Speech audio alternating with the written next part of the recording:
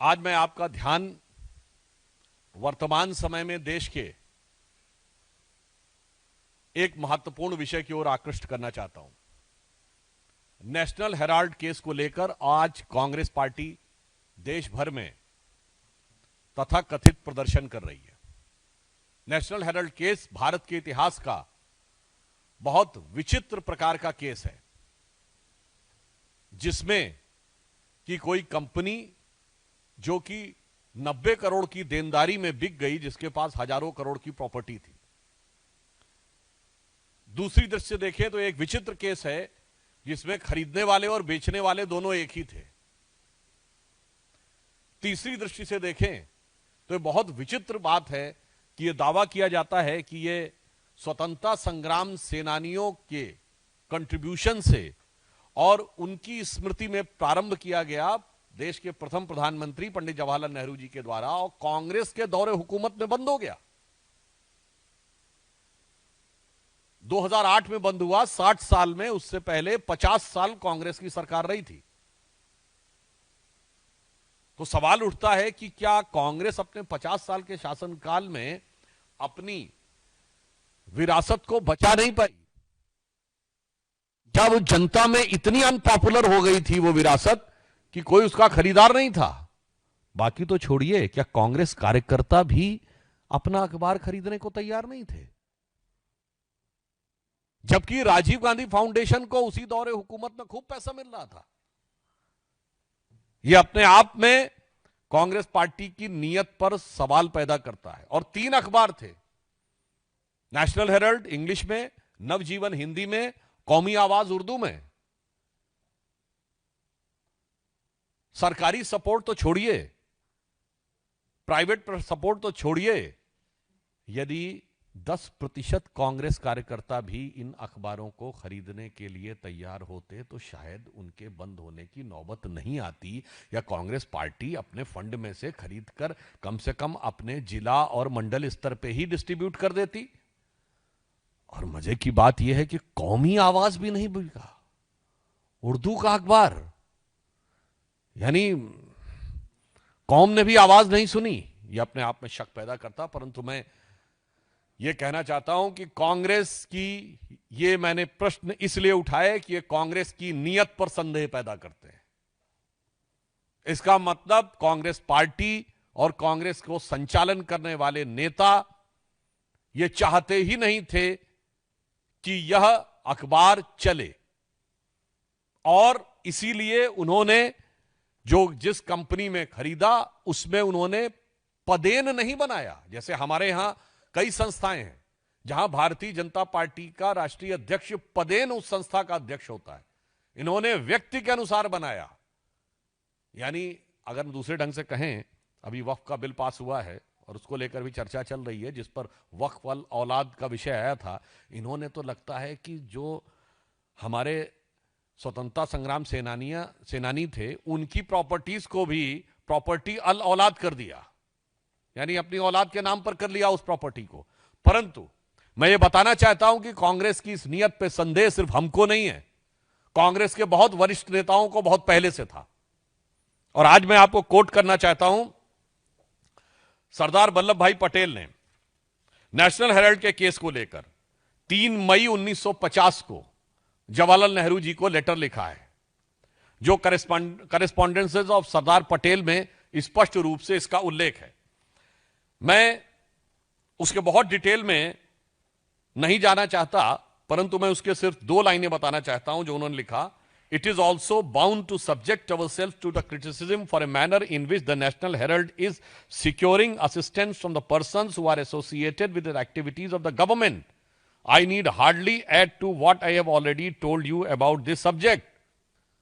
उन्होंने कहा कि मुझे इस विषय को लेकर आपत्ति है कि यदि ये हमारा स्वतंत्रता संग्राम सेनानियों का कार्य था, तो सरकार से जुड़े हुए लोग जिस प्रकार से इसमें इन्वॉल्व हो रहे हैं वह चीज आपत्तिजनक है। अब आप आइए साहब, और मजेदार बात क्या होती है कि उसके बाद जवाहरलाल नेहरू जी लिखते हैं कि इसमें कोई खास बात नहीं है। उनके पत्र का लास्ट बट 1 पैराग्राफ है, ये वो जवाब देते हैं सरदार पटेल को 5 मई को ही। 5 मई 1950 सरदार पटेल लिखते हैं नेशनल हेराल्ड के बारे में नेहरू जी को, और सेम डे नेहरू जी का जवाब जाता है और वो कहते हैं we all are us sometimes receive contributions for the charitable funds or like purposes, should they all be refused or should they be acceptable in the certain circumstances? कोई बात नहीं, बहुत सारे लोग कंट्रीब्यूट करते रहते हैं, सरकार से भी गैर सरकार से भी, तो हमें लेना चाहिए, उसमें कोई बुराई मुझे नजर नहीं आती है। अब देखिए सरदार पटेल 6 मई को यानी नेक्स्ट डे फिर नेहरू जी को लिखते हैं और वो इसके ऊपर बहुत विस्तार से कहते हैं कि कुछ प्राइवेट कंपनीज, कुछ शेयर होल्डर्स, कुछ लोग किस प्रकार से लिख रहे हैं। अब उनके सिर्फ मैं 2 वाक्य पढ़ता हूं। एक वो लिखते हैं as I wrote to you, ये सरदार पटेल लिख रहे हैं नेहरू को 6 मई 1950।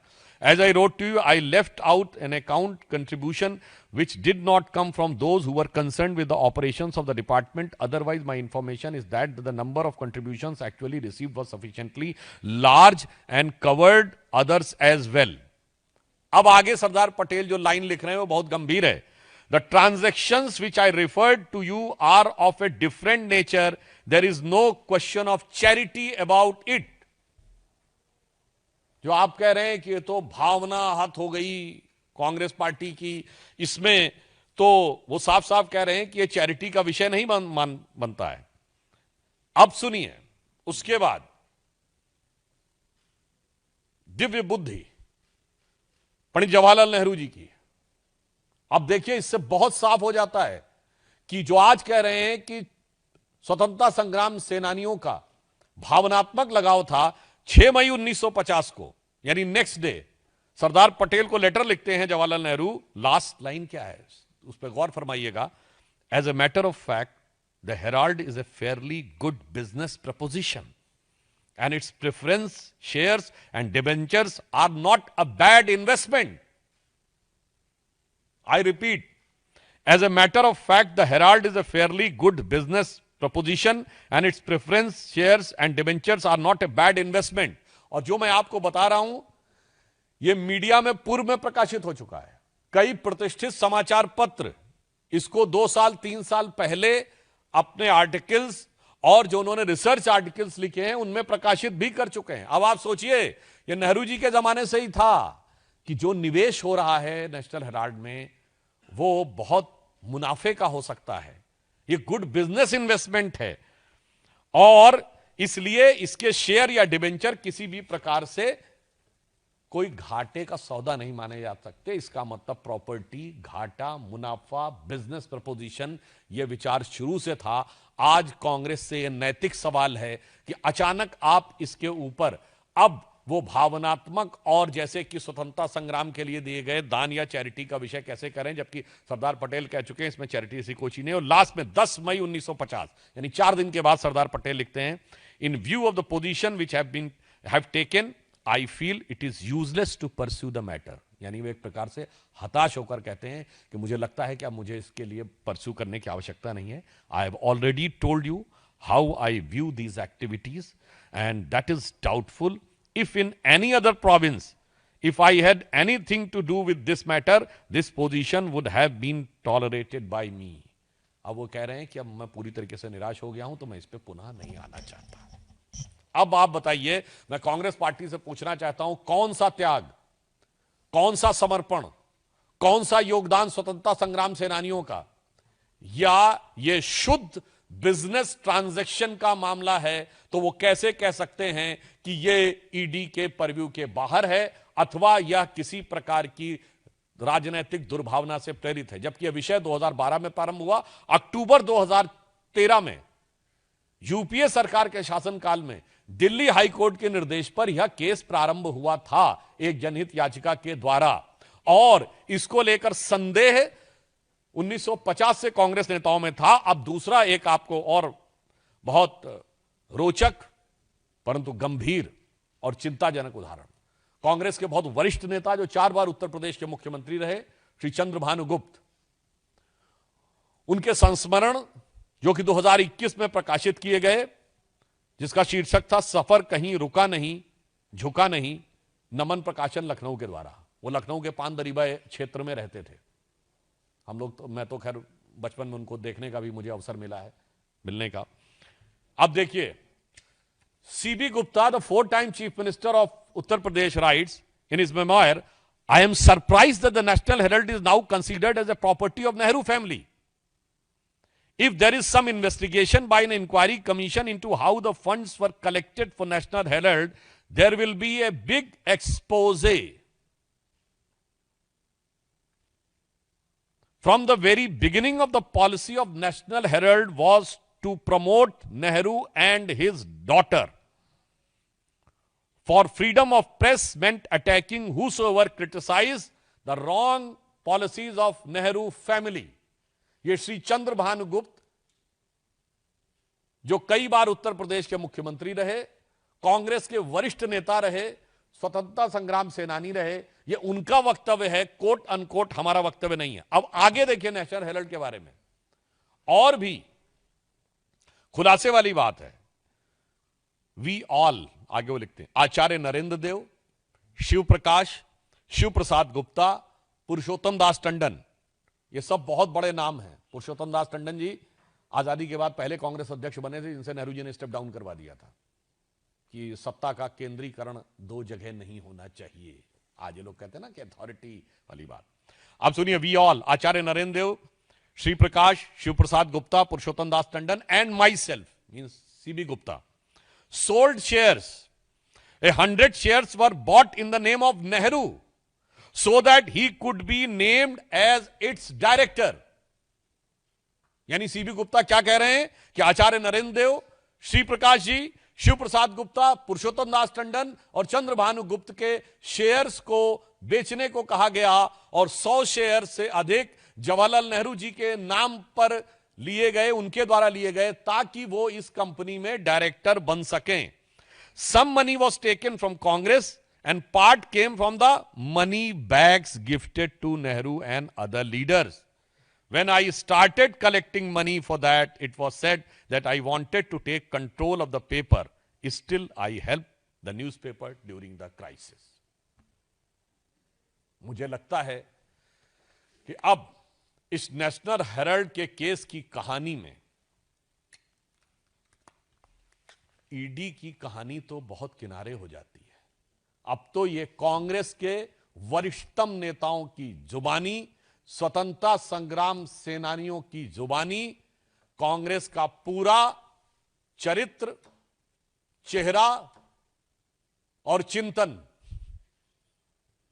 मुझे लगता है बेनकाब हो जाता है इसके बाद। और मैं पुनः रिपीट कर रहा हूं, ये सब के सब प्रतिष्ठित न्यूज़पेपर्स ने पिछले कुछ वर्षों में जब ये सब विषय उठा था, बाकायदा एनालिसिस करके किए हुए हैं। और ये भी इसके बारे में एक देश के एक बड़े लीडिंग इंग्लिश डेली ने इस सारी चीज को डिटेल में दिया हुआ है, पुस्तकों के रेफरेंस तो है ही। तो अब मेरा सवाल है कांग्रेस पार्टी से, अब सवाल नैतिक है। कांग्रेस पार्टी ने जिस प्रकार से स्वतंत्रता संग्राम सेनानियों की विरासत के साथ खिलवाड़ किया है, यह रोग बहुत पुराना है और यह सत्ता के समय से ही चला आ रहा है। फिर कांग्रेस पार्टी कहेगी नेहरू को दोष दे रहे हैं। आज मैं पुनः कहना चाह रहा हूं, नेहरू को हम दोष नहीं दे रहे हैं। सरदार पटेल ने लिखा है, सीबी गुप्ता ने लिखा है, पुरुषोत्तम दास टंडन जी, आचार्य नरेंद्र देव, शिव प्रसाद गुप्ता और श्री प्रकाश जी का रेफरेंस है। कांग्रेस के लोगों को कान खोल के सुनना चाहिए। और अभी कुछ दिन पहले कांग्रेस के वरिष्ठ नेतागण कह रहे थे कि हम लोग मतभेद दिखाने का प्रयास करते हैं। मुझे लगता है जो सीबी गुप्ता जी ने लिखा है कि mouthpiece of Nehru family and it has nothing to but the propaganda of और जो publicity of Nehru and his daughter, अब इसके बाद भी उनको नजर नहीं आता। तो मुझे लगता है जब उनको अपनी पार्टी के बारे में जानकारी नहीं है, उनके कार्यकर्ता इसके साथ नहीं खड़े थे, उसके बाद कानूनी प्रक्रिया पे आरोप लगाना पूरी तरीके से गलत है। तो मैं कांग्रेस पार्टी के लिए तथ्यों के आलोक में सिर्फ एक ही लाइन कहना चाहता हूं कि वो पैरवी तो झूठ की करता चला गया, वो पैरवी तो झूठ की करता चला गया, बस उसका चेहरा उतरता चला गया। धन्यवाद। इससे संबंधित कोई प्रश्न हो आप लोगों के?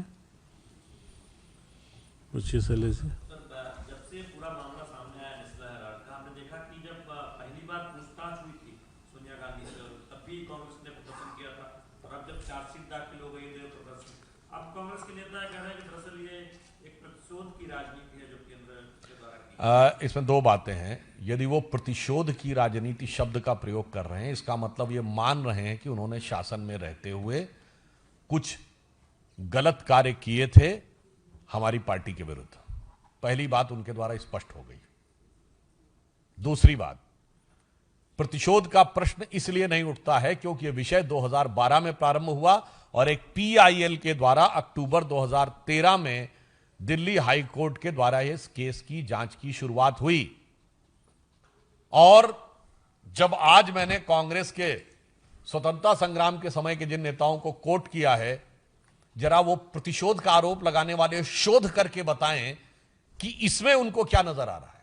और मैं जो पुनः मैंने कहा था, मैं फिर रिपीट कर देता हूं, जो हमारे ऊपर मोदी जी की सरकार पर आरोप लगाते हैं कि उनके नेताओं को कोर्ट कचहरी के चक्कर काटने पड़े, पिछले 30-35 साल की एक लोकसभा बता दें जब इनके नेताओं ने कोर्ट कचहरी के और जांच एजेंसीज के चक्कर भ्रष्टाचार के आरोप में न काटे हों, और उसमें से एक भी जांच इनकी सरकार ने नहीं की थी, सब कोर्ट के द्वारा हुई थी। मैं पुनः रिपीट कर देना चाहता हूं, नेशनल हेराल्ड केस में जिसमें राहुल जी और सोनिया जी मुचलके पे हैं, वो 2013 में रजिस्टर हुआ, हमारी सरकार नहीं थी।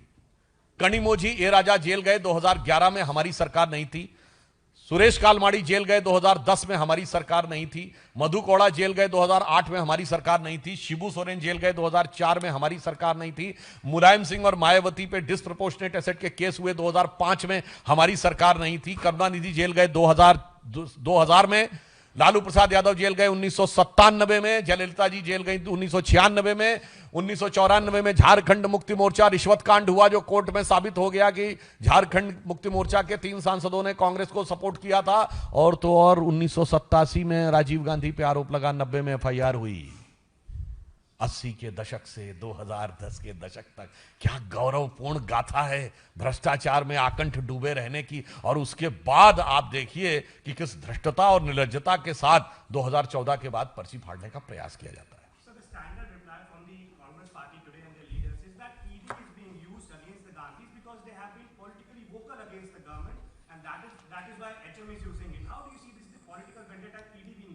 Actually, they have lost all their standards of politics and morality.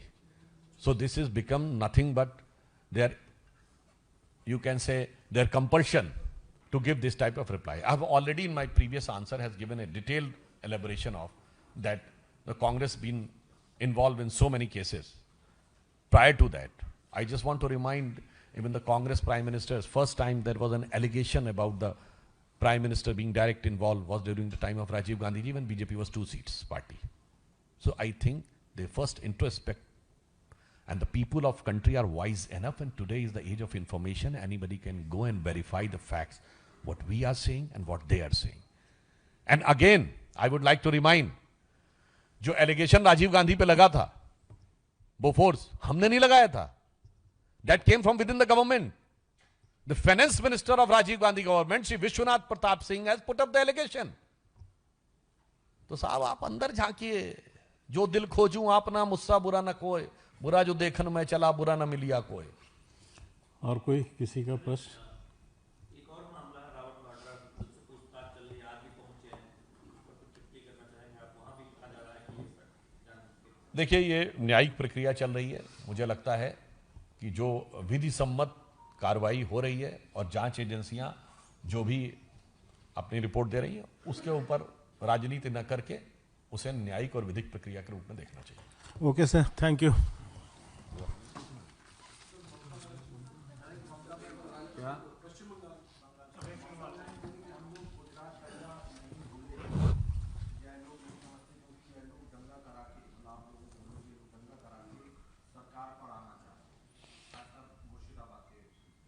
मुझे लगता है पश्चिम बंगाल में जो दुर्दांत तो दुस्साहस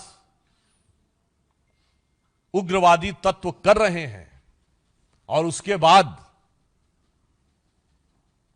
तृणमूल कांग्रेस की सरकार की ममता जो उनके ऊपर दिख रही है, और इंडी गठबंधन ने जो सेकुलर मौन धारण करके रखा हुआ है, यह देश के समाज और लोकतंत्र के लिए ये चुप्पी बहरा करने वाली है। हम बहुत साफ साफ उनसे पूछना चाहते हैं कि अनेक अवसरों पर कलकत्ता उच्च न्यायालय टिप्पणी कर चुका है तृणमूल कांग्रेस के ऊपर, और आज हम सिर्फ एक बात कहना चाहते हैं, जो दृश्य आप मुर्शिदाबाद में देख रहे हैं और जो दृश्य बांग्लादेश में दिखते थे, क्या इसमें कोई बहुत भारी अंतर दिख रहा है?